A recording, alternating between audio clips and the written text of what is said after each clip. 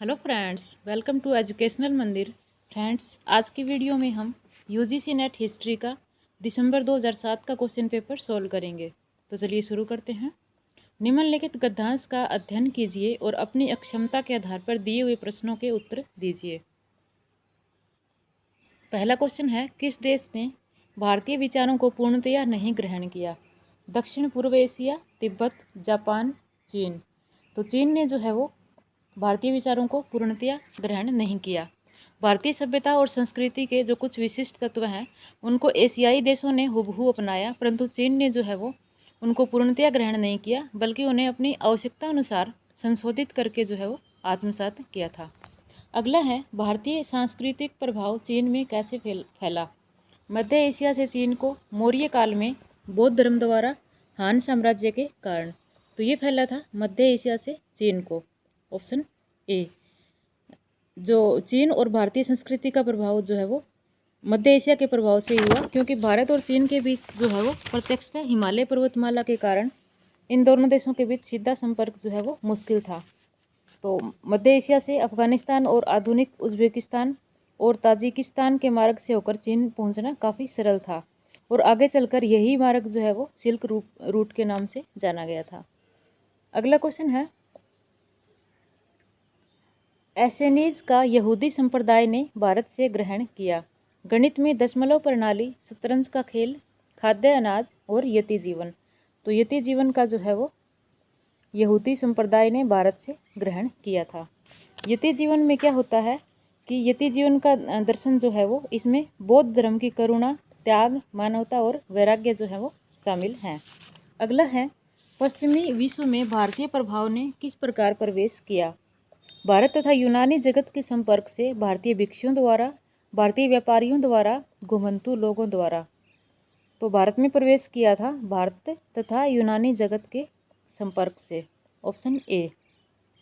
भारत और यूनान का आपसी संपर्क जो है वो प्राचीन समय से ही रहा है। भारत का जो है वो पश्चिमी विश्व के साथ संपर्क कई माध्यमों से हुआ है, और इन माध्यमों में जो सबसे प्रभावी था वो था भारत और यूनान का आपसी संपर्क। अगला है, अंत में रोम भारत से प्रभावित हुआ। भिक्षुओं के द्वारा, व्यापारियों द्वारा, घुमंतू लोगों द्वारा, शिक्षकों द्वारा। तो ये प्रभावित हुआ था व्यापारियों द्वारा। Option B.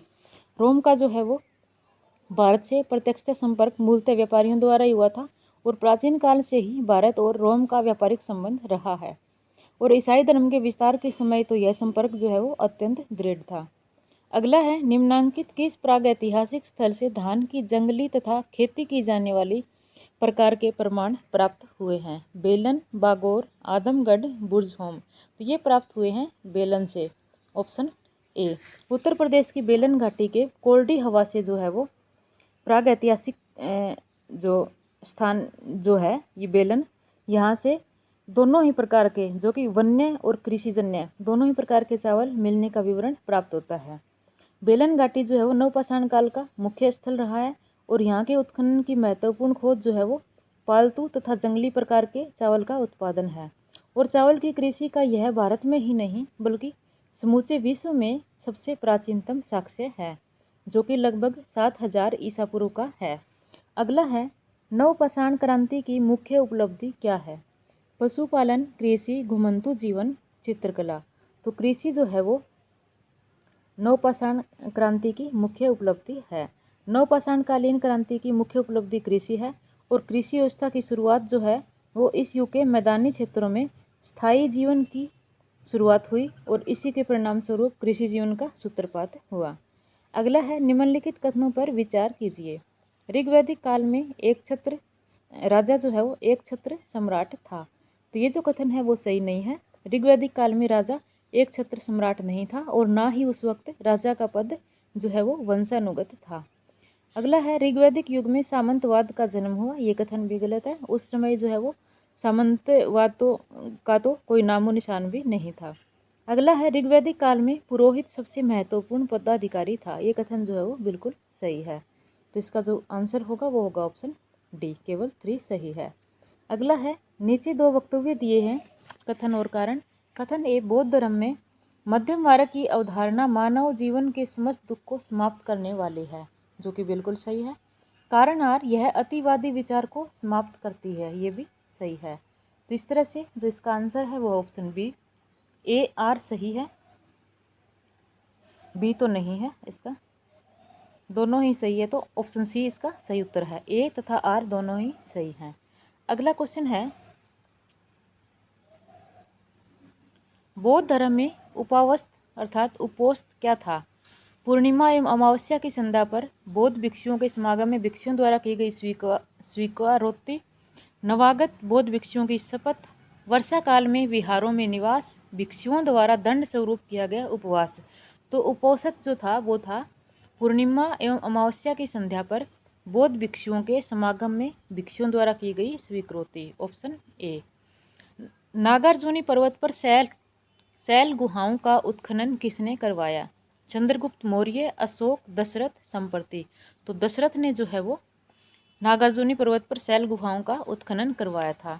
दशरथ जो हैं वो अशोक के पुत्र थे और इन्होंने नागार्जुनी पर्वत पर शैल गुहाओं का उत्खनन करवाकर उन्हें आजीविक संप्रदाय को दान कर दिया था। अगला क्वेश्चन है, नीचे दो वक्तव्य दिए गए हैं, कथन और कारण। कथन ए, अशोक के शासनकाल में मौर्य राजतंत्र सैनिक निरंकुशता का स्वरूप धारण कर चुका था, ये गलत कथन है। कारण आर, अशोक ने अपने शिलालेखों में स्वयं के विषय में कहा है समस्त प्रजा मेरी संतान है, ये बिल्कुल सही है। तो इसका राइट आंसर है वो है ऑप्शन सी, ए गलत है परंतु आर सही है। अगला क्वेश्चन है, ये भी कथन कारण वाला है। कथन ए, शुंगों के शासनकाल में कुछ यवनों का वैष्णव मत में धर्म परिवर्तन हुआ, बिल्कुल सही कथन है। कारण आर, भागवत ने बेसनगर में एक गरुड़ स्तंभ स्थापित किया, ये जो कथन है वो सही नहीं है, क्योंकि ये जो गरुड़ स्तंभ है वो भागवत ने स्थापित नहीं किया था, बल्कि एंटियालकिस के राजदूत हेलियोडोरस ने जो है वो किया था, वासुदेव के सम्मान में गरुड़ स्तंभ स्थापित किया था। तो इस तरह से जो इसका राइट आंसर है वो है ऑप्शन ए सत्य है परंतु आर गलत है। अगला है, प्राचीनतम हिंदू मंदिर बनाया गया, सौंक, एहोल, देवगढ़, विदिशा। तो ये बनाया गया था देवगढ़, ऑप्शन सी। देवगढ़ का दशावतार मंदिर जो है वो प्राचीनतम हिंदू मंदिर माना जाता है, जो कि गुप्त काल में निर्मित हुआ था। अगला क्वेश्चन है, ह्वेनसांग ने पल्लव राजवंश के निम्नांकित में से किस शासक के काल में कांची का भ्रमण किया था? ये किया था नरसिंहवर्मन प्रथम के समय, नरसिंहवर्मन प्रथम के समय, ऑप्शन सी। ह्वेनसांग जो कि पल्लव नरेश नरसिंहवर्मन प्रथम के काल में कांची गया था और यह संभवतः 641 ईस्वी की घटना है। चीनी यात्री ह्वेनसांग जो है वो 629 ईस्वी के आसपास भारत की यात्रा पर आया था और नालंदा विश्वविद्यालय में दीक्षित हुआ था और उसने हर्षवर्धन के राज्य का भ्रमण करने के पश्चात दक्षिण की राह पकड़ी और कांची पहुंचा था। अगला क्वेश्चन है, सूची 1 को सूची 2 से सुमेलित कीजिए और सही दिए गए कूट से सही उत्तर का चयन करें। सूची 1 में अभिलेख दिए गए हैं व सूची 2 में शासक। तो कौन सा शासक जो है वो किस अभिलेख से संबंधित है, इसका सही मिलान हमें करना है। तो बिलहरी प्रस्तर अभिलेख जो कि संबंधित है युवराज देव से, महरौली स्तंभलेख का संबंध जो कि चंद्र से है, मंदसौर स्तंभलेख यशोधर्मा और हाथी गुम्फा अभिलेख खारवेल। तो इस तरह से जो इसका राइट आंसर है वो है ऑप्शन डी। अगला क्वेश्चन है, सूची 1 को सूची 2 से सुमेलित करें और दिए गए कूट से सही उत्तर का चयन करें। इसमें सूची 1 में लेखक दिए गए हैं व सूची 2 में उनके ग्रंथ। तो भारवी जो है उनका ग्रंथ है वो है किरातार्जुनीयम, अश्वघोष का बुद्ध चरित, वराह मिहिर का व्रत संहिता और कलहण का है राज तरंगिणी। तो इस तरह से जो इसका राइट आंसर है वो है ऑप्शन बी। ऑप्शन बी जो है वो इसका राइट आंसर है। अगला क्वेश्चन है, नीचे दो वक्तव्य दिए गए हैं, कथन और कारण। कथन ए, मंदिर निर्माण में चोलों ने पल्लव परंपराओं का अनुसरण किया, सही कथन है। उन्होंने पल्लव शैली का अनुसरण करते हुए अपने साम्राज्य में अनेक एकाश मंदिरों का निर्माण किया, ये भी सही है। तो इस तरह से जो इसका सही उत्तर है वो ऑप्शन बी, ए तथा आर दोनों सही हैं। अगला क्वेश्चन है, सूची 1 को सूची 2 से सुमेलित कीजिए और दिए गए कूट से सही उत्तर का चयन करें। तो पृथ्वीराज द्वितीय का जो टाइम पीरियड है वो है 1165 से 1169 ईस्वी। जय सिंह सिद्धराज जो कि 1094 से 1143 ईस्वी। गोविंद चंद्र का समय है 1110 से 1155 और गांगेय देव का है 1015 से 1041। तो इस तरह से जो इसका सही उत्तर है वो है ऑप्शन सी। अगला क्वेश्चन है, धोई बंगाल के सेन वंशीय निम्नांकित किस शासक का राजकवि था? हेमंत सेन, विजय सेन, वल्लाल सेन, लक्ष्मण सेन। तो धोई जो है वो लक्ष्मण सेन का राजकवि था, ऑप्शन डी। अगला है, निम्न में से किसने बंगाल में चिश्ती सिलसिला संगठित किया? शेख हमीदुद्दीन, शेख कुतुबुद्दीन मुनव्वर, शेख सिराजुद्दीन उस्मान, शेख शाह विलायत। तो बंगाल में जो चिश्ती सिलसिला संगठित किया था वो किया था शेख कुतुबुद्दीन मुनव्वर ने, ऑप्शन बी। अगला जो क्वेश्चन है वो है, देश के विभिन्न भागों तथा कालों में सक्रिय प्रमुख भक्ति संतों के निम्नलिखित वर्गों पर विचार कीजिए। ये जो है प्रमुख भक्ति संत यहाँ पे दिए गए हैं।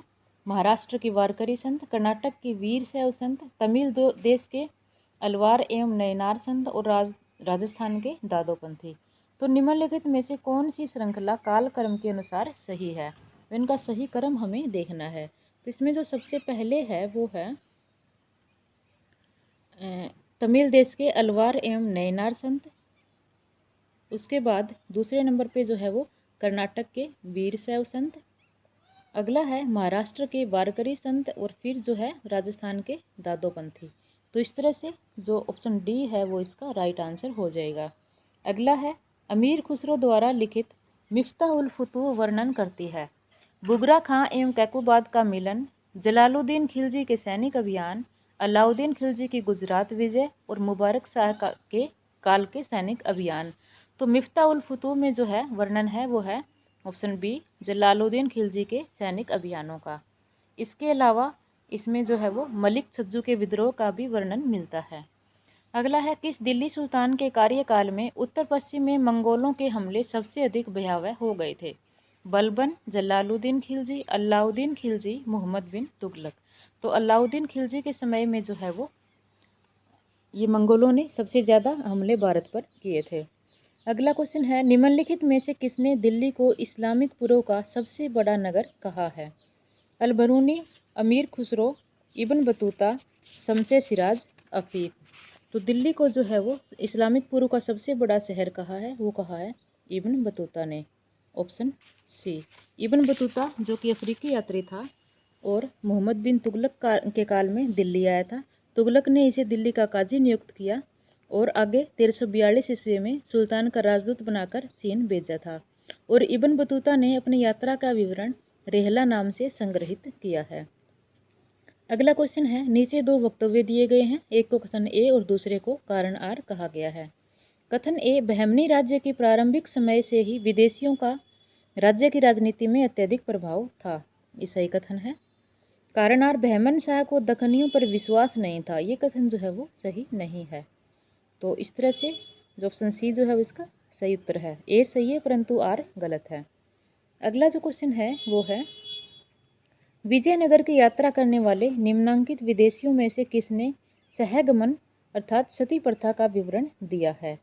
Niccolo Conti, Domingo Paes, Fernao Nunes और वार्थेमा। तो सती प्रथा का वर्णन जिन्होंने दिया है वो है ऑप्शन 1 निकोलो कोंटी और फर्नाओ नोनेज। तो ऑप्शन बी जो है वो इसका राइट आंसर है। इनके अलावा और भी कई यात्रियों ने जो है वो सती प्रथा का विवरण दिया है, जैसे बारबोसा, सीजर फ्रेडरिक और पित्रा डेलावेले। अगला क्वेश्चन है, बीजापुर के सुल्तान से पुर्तगालियों ने गोवा को किस साल में छीना? तो पुर्तगालियों ने जो है वो गोवा को छीना था 1510 ईस्वी में, ऑप्शन बी। पुर्तगाली वायसराय अल्बुकर्क ने जो है वो 1510 ईस्वी में बीजापुर के शासक आदिल शाह यूसुफ से जो है वो गोवा को छीन लिया था और आगे चलकर इसे पुर्तगाली राजधानी का दर्जा भी प्रदान हुआ था। अगला क्वेश्चन है, नीचे दो वक्तव्य दिए गए हैं, एक को कथन ए और दूसरे को कारण आर कहा गया है। कथन ए, अकबर ने अपने शासन के 24वें वर्ष में दहशाला को लागू किया, सही कथन है। कारण आर, उसने भूमि की सालाना पैमाइश की प्रथा को समाप्त करने का निर्णय लिया, ये भी सही है। तो इस तरह से जो सही उत्तर है वो है ऑप्शन ए। ए और आर दोनों सही हैं और आर ए की सही व्याख्या है। अगला है, निम्नलिखित ग्रंथों में कौन से ग्रंथ संगीत से संबंधित हैं? मान कोतूहल, तोहफत उल हिंद, माधवनाल, कामकंदला और किताबे नवरस। तो इनमें जो संगीत से संबंधित है वो है ऑप्शन 1 मान कुतूहल, तोहफत उल हिंद और किताब ए नोरस। तो इस तरह से जो इसका राइट आंसर है वो है ऑप्शन डी। माधवहन कामकंदला जो है ये रति रहस्य पर पुस्तक है जो कि वात्स्यायन के काम सूत्र से सरीखी है। अगला क्वेश्चन है, सूची 1 को सूची 2 से सुमेलित कीजिए और दिए गए कूट से सही उत्तर का चयन कीजिए। सूची 1 में स्मारक दिए गए हैं व सूची 2 में उनके निर्माता। तो अटाला मस्जिद का जो निर्माण करवाया था वो किया था इब्राहिम शाह सरकी ने। बड़ा सोना मस्जिद जो है इसका निर्माण नुसरत शाह ने करवाया था और गोल गुम्बज अली आदिल शाह है और चार मीनार मोहम्मद कुली कुतुब शाह है। तो इस तरह से जो ऑप्शन सी है वो इसका राइट आंसर है। अगला क्वेश्चन है, निम्नलिखित पांडुलिपियों में से किसकी रचना अकबर के काल में की गई? दीवान ए अमीर हसन देहलवी, राजकुंवर, तूतीनामा, योग वशिष्ठ। तो इसमें से तूतीनामा और योग वशिष्ठ जो है इनकी रचना अकबर के काल में की गई थी। तो इसका राइट आंसर है ऑप्शन बी। अकबर के काल में जो है वो बहुत सी रचनाओं का फारसी में अनुवाद हुआ था और इसमें जो है वो तूतीनामा और योग वशिष्ठ प्रमुख हैं। अगले जो क्वेश्चन है वो है, निम्न में से कौन सा सिक्का मुगलों का नहीं था? मुजफ्फरी, मोहर, आना, दो दामी। तो इसमें से जो नहीं है मुगलों का वो है मुजफ्फरी, ऑप्शन ए। अगला जो क्वेश्चन है वो है, सूची 1 को सूची 2 से सुमेलित कीजिए और दिए गए कूट से सही उत्तर का चयन कीजिए। सूची 1 में शब्द दिए गए हैं और सूची 2 में उनके अर्थ दिए गए हैं। तो शायर हासिल जागीर का जो अर्थ है वो है सर्वाधिक आय वाली जागीर, पाए बाकी जागीर में देने के लिए सुरक्षित भूमि, अल्तमगा जो है वो है स्थायी राजस्व अनुदान और अराजी वो है मापी गई भूमि के आंकड़े। तो इस तरह से ऑप्शन बी जो है वो इसका राइट आंसर हो जाएगा। अगला है, निम्नलिखित में से कौन सा सुमेलित नहीं है? पुरंदर की संधि 1664 ईस्वी, यही सही नहीं है। पुरंदर की संधि जो है वो 1665 ईस्वी में संपन्न हुई थी और यह संधि छत्रपति शिवाजी और मुगल सेनापति जयसिंह के बीच संपन्न हुई थी। इसके अलावा गोलकुंडा विजय 1686 सही है। जजिया को दोबारा लगाना 1679 ये भी सही है और संभाजी का बंदीकरण एवं वध 1689 ये भी सही है।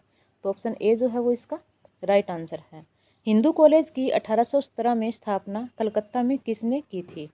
David Hare, William Jones, HT. Prinsep, Henry Vivian Derozio. तो ये की थी डेविड हेयर ने, ऑप्शन ए।